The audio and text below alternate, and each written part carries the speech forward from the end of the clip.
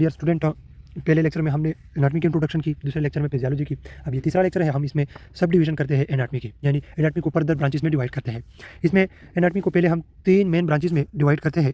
पहला ब्रांच आ जाता है ग्रास एनाटॉमी, दूसरा डेवलपमेंटल एनाटॉमी और तीसरा आ जाता है माइक्रोस्कोपिक एनाटॉमी। पहले देखते हैं ग्रास एनाटॉमी को। ग्रास एनाटॉमी में बेसिकली हम उन स्ट्रक्चर को स्टडी करते हैं जिनको हम देख सकते हैं बाहर माइक्रोस्कोप के, यानी ऐसे स्ट्रक्चर जिनकी एग्जामिनेशन हम करते हैं बाहर माइक्रोस्कोप को। तो जब हम लोग ऐसे स्ट्रक्चर को स्टडी करेंगे जो बाहर माइक्रोस्कोप की दिखाई देता है और उनकी जब एग्जामिनेशन करते हैं, तो बेसिकली इस स्टडी को हम कहते हैं ग्रास एनाटॉमी। बोन है, लिवर है, लंग्स है, मसल है, ब्रेन है, ये ऐसे स्ट्रक्चर है जो ग्रास एनाटॉमी में आते हैं।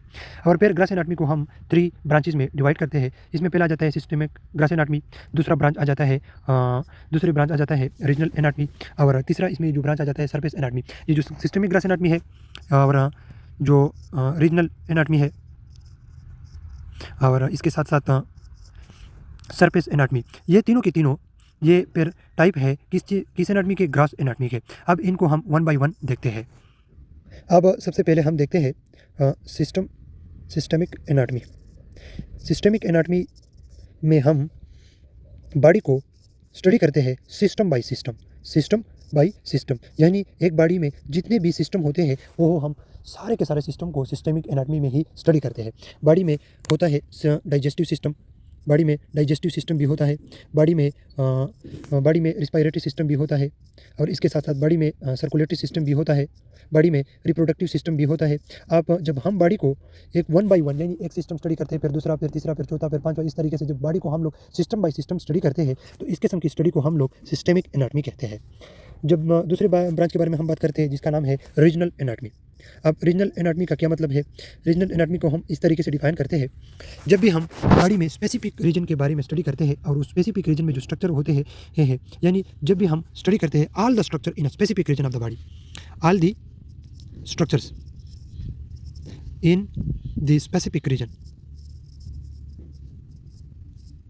ऑफ द बॉडी में एक स्पेसिफिक रीजन और उस स्पेसिफिक रीजन में जितने भी स्ट्रक्चर होंगे, ये एक बात हुआ। जब हमारे बॉडी में जब भी हम सेलेक्ट करें एक स्पेसिफिक रीजन को और उस स्पेसिफिक रीजन में जितने भी स्ट्रक्चर्स होते हैं उन सब स्ट्रक्चर की जब हम स्टडी करते हैं, तो बेसिकली इसको कहते हैं रीजनल एनाटॉमी।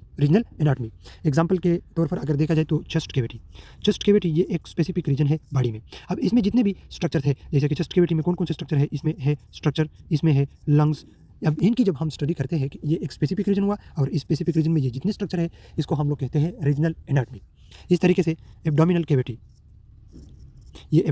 ये भी बॉडी में एक स्पेसिफिक रीजन है। अब इस स्पेसिफिक रीजन में जितने स्ट्रक्चर है उनकी स्टडी को हम क्या कहते हैं? रीजनल एनाटॉमी कहते हैं। फॉर एग्जांपल इसमें आ जाता है स्टमक, इसमें आ जाता है इंटेस्टाइन, इसमें आ जाता है लीवर, इसमें आ जाता है स्प्लीन, इसमें आ जाता है पेंक्रियाज। अब ये जितने भी स्ट्रक्चर्स है इस स्पेसिफिक रीजन में, इस किस्म की स्टडी को रीजनल एनाटॉमी कहते हैं। अब एक और टाइप आ जाता है जिसको हम कहते हैं सरफेस एनाटॉमी किसे कहते हैं? सरफेस एनाटॉमी से मुराद है जब भी हम स्टडी करेंगे स्टडी ऑफ एक्सटर्नल लैंडमार्क्स। जब भी सरफेस एनाटॉमी में हम स्टडी करते हैं external landmark on the body, study of external landmark on the body, यानी बॉडी पर जितने भी एक्सटर्नल लैंडमार्क होते हैं उनको स्टडी करते हैं किसमें? सरफेस एनाटॉमी में। लैंडमार्क का क्या मतलब होता है? लैंडमार्क से क्या मतलब है? लैंडमार्क का मतलब होता है ये हमारे बॉडी के ऊपर कुछ ऐसे पॉइंट्स होते हैं या कुछ ऐसे स्पॉट होते हैं जिसके थ्रू हम डायग्नोस करते हैं डिफर ऑर्गन्स को, यानी डिफर ऑर्गन्स को हम लोग इसके थ्रू ही आइडेंटिफाई कर सकते हैं। लैंडमार्क बेसिकली हमारे बॉडी में एक ऐसे पॉइंट्स होते हैं या स्पॉट होते हैं जिसके थ्रू हम लोकेट करते हैं, लोकेशन मालूम करते हैं कि इस स्ट्रक्चर्स की जो डिफर स्ट्रक्चर्स होते हैं ना, उनकी लोकेशन को हम फाइंड आउट करते हैं कि इसके नीचे कौन से ऑर्गन होंगे।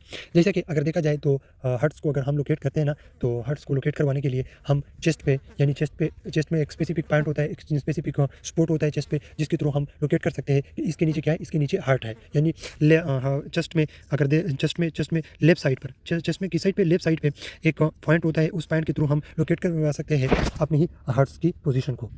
हाँ, आप लोगों ने देखा कि सरफेस एनाटॉमी बेसिकली स्टडी होता है external landmark on the body, यानी बॉडी के ऊपर जो ऐसे पॉइंट्स या ऐसे स्पॉट्स जिसके थ्रू आप लोकेट कर सकते हो, आप मालूम कर सकते हो डिफर स्ट्रक्चर, यानी हमारे बॉडी के जो अंदर स्ट्रक्चर है उनको लोकेट कर सकते हो, उनको फाइंड आउट कर सकते हो कि ये स्ट्रक्चर यहाँ पे प्रेजेंट है। जैसा कि मैंने बताया कि चेस्ट है, चेस्ट की जो लेफ्ट साइड है उस पर एक जो निपल्स है उनके नीचे एक पॉइंट होता है, एक ऐसी मतलब ये एक ऐसी एरिया है जिसके थ्रू हम लोग हार्ट्स को लोकेट करवा सकते हैं, हार्ट्स को के लोकेट करवा सकते हैं।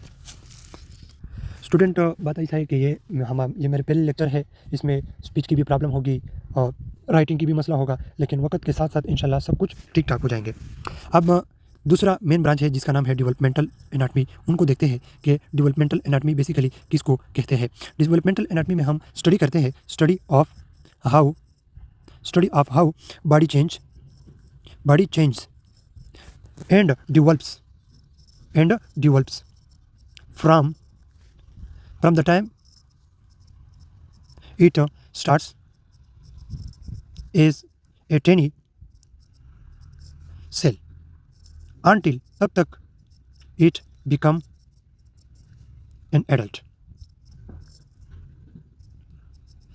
डेवलपमेंटल एनाटमी में हम बेसिकली स्टडी करते हैं स्टडी ऑफ बॉडी चेंज, यानी बॉडी में जो चेंजेस आ जाते हैं और बॉडी में जो डेवलपमेंट होता है किस वक्त से, जब भी बॉडी बनना शुरू हो जाती है ना, जाइगोट से बॉडी की बनना शुरू हो जाती है ना, जाइगोट से लेके एडल्ट तक बॉडी में जितने चेंजेस आ जाते हैं और बॉडी में जितनी डेवलपमेंट आ जाता है, इस पूरे स्टडी को हम कहते हैं डेवलपमेंटल एनाटमी।